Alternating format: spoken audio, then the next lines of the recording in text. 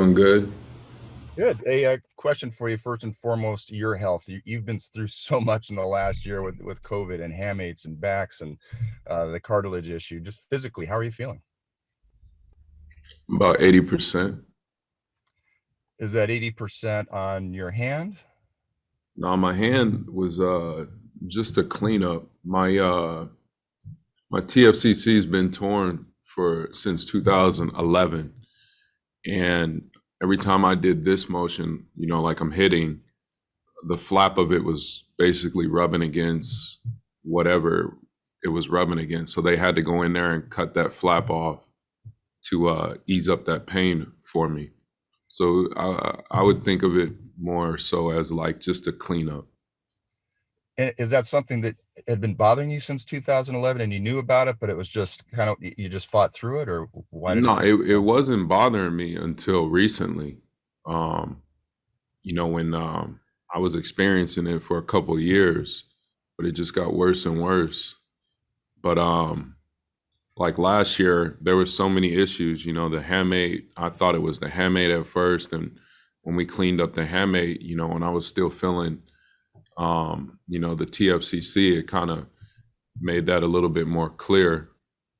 We have a very good chemistry as a team. With a lot of big names, you would expect big egos, but that's not the situation over here. Everyone meshes together really well. Everyone pulls for one another, and we all have the common goals. So AJ did a tremendous job, and of course the coaching staff down to the trainers. But you kind of nailed it, getting a taste of it for everyone. But we have so much expectations this year to do better and go further. And we're all pulling for that ultimate goal. It's just something that good teams do. The only team I could kind of think of, and Hosmer might have been a part of it, was the Royals that won a World Series, and they didn't really have a lineup like that. But they did a lot of other things very good. But when you look at teams that make the playoffs today, from top to bottom, they have a whole bunch of guys that grind out at bats and control the strike zone. With the way pitchers are throwing the ball today, 95 plus with great secondary pitches, you have to make them work and build up a pitch count. And that's just something that we focus on over here. Recovery, let me think. I was on bed rest for a little bit. I couldn't really move. The cuts deep. The doctor here basically told me if I wasn't so muscular, I might be I might be dead or paralyzed. So I'm lucky. I'm lucky to even be able to play. I thought I wasn't going to be able to play again when I got stabbed and I was getting rushed to the hospital. I was on the phone with AJ and the training staff, or Rogo to be exact. I thought I wasn't going to be able to play. So when I got the CT scan, the doc was like, "I got great news for you." She was like, "You could play." She just said it's going to be a little bit of recovery. As far as the timeline, what it was like, I was flying to San Francisco every week for about 6 weeks to go get shot up with some Regenokine to help the inflammation. Then, I work with a few doctors on getting to where I'm at because, it's only been about 4.5 months and the timeline is normally a little bit longer. But from a strength, from a rotational standpoint, my numbers when we test myself out, my numbers are pretty high compared to everyone else. The only thing I'm really lacking is squatting and deadlifting. My norms aren't there yet. But you don't really have to squat a lot and deadlift a lot to be a good baseball player. The way I look at it, my time wasn't quite yet. So, God kind of has other plans for me.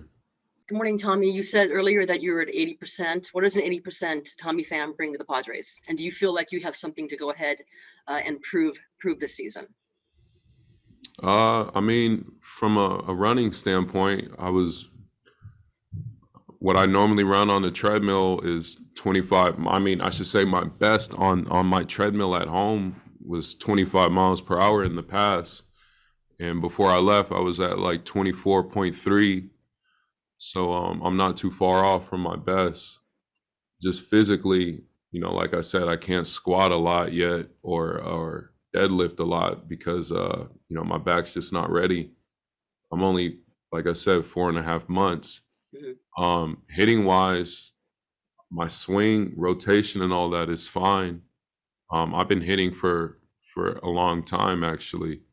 I've been throwing, hitting, doing all my baseball stuff for a couple months now. Just physically, from the lower body standpoint, I'm not there, but there's other ways I've worked to build that up.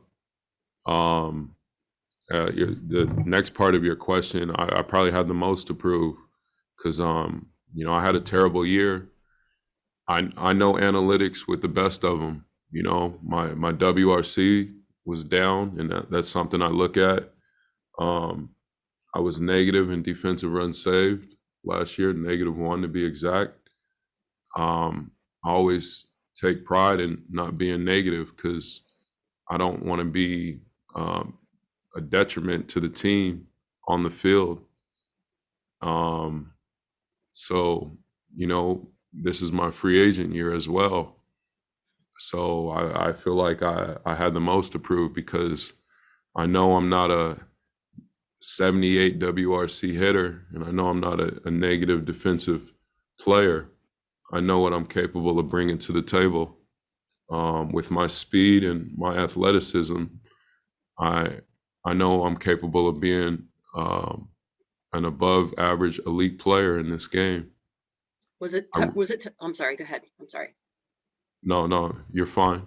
Was it tougher to come back? I'm just thinking about how your year started with getting COVID and then of course living in a bubble for most of the season like your teammates. Was it tougher to come back from these things mentally or physically?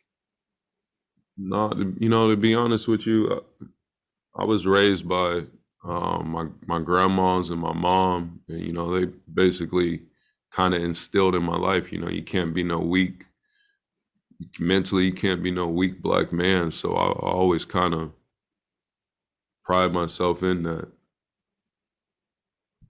My last question: what was your thoughts on trading for Blake Snell? I loved it. I love all the moves AJ made to help our team. Everyone, from we're seeing how good Kim is. Snell's one of the best pitchers. He's really going to help us, especially in this division. We have the Giants and the Dodgers. They have a lot of left-handed hitters who could swing that thing, and Blake's going to make it a little bit harder for them. Thank you very much. You're welcome. Next, we've got Adam Klug. I just gave AJ my 2 cents. That's all. He's the main guy. He's the GM. I'm just the player GM. Tommy, it was so off last year, the numbers, short season, injury with your hand. When you look back, why was last year such a down year? I mean, I only played 30 games. I think if we would have played 162, or for me, if I would have finished playing the 130, I think it would have evened out. Have the police told you anything about the investigation of the stabbing, and are you disappointed there hasn't been an arrest 4 months later? Yeah, it's an ongoing investigation, man.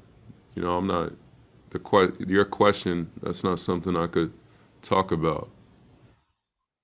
Yeah, did that incident give you new perspective maybe on being able to be out on the field this season, given that you came so close to maybe not being able to be out there? Nah, not really, man.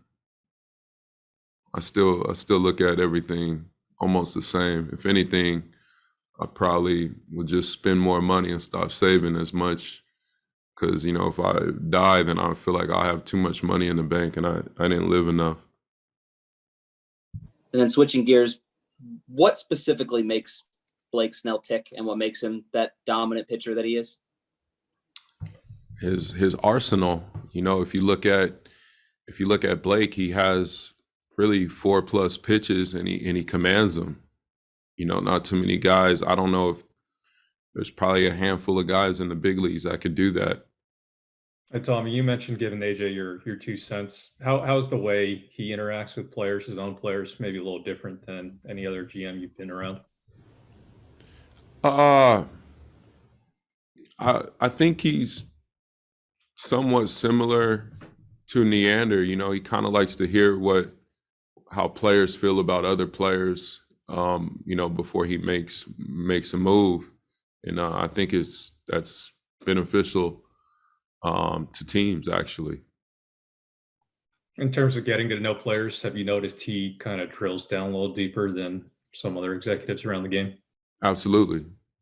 That's very healthy. And how does he go about doing that?